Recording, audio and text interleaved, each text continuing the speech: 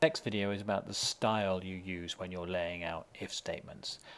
One of the things I did in the last video was fix the indenting and change it, and the way you indent if statements is important style issue.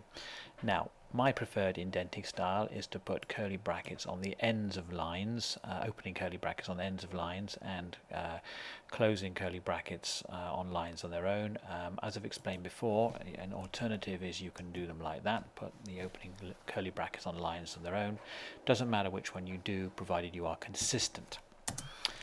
Now, if you're going to be sticking to this style where you put them on the end of the line, then you do that with if statements too. So this says if x equals 0, if the condition, which is in brackets, and then you have the opening curly bracket here, and then immediately under the I, when you close this if statement, that's where you have your curly bracket.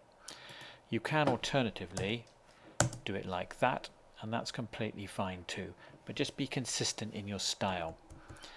Now, the situation when you've got some code with some else part on it is a little bit more complicated. I'm just going to back up the changes I've made and put the else's back in.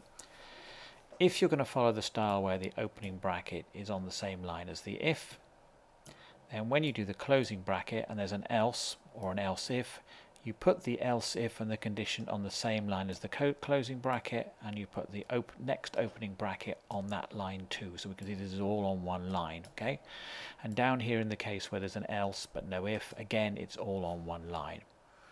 It's a bit different if you're doing this style. In this particular case, then you have to be consistent. You have to put the else and all the brackets on lines of their own. One reason why personally I'm not so keen on this style is it does make your code longer, but as I said, it's a completely legitimate style, and if you do prefer it, it's absolutely fine. You can use this to lay out your code. Just make sure you stick to one and be consistent about it.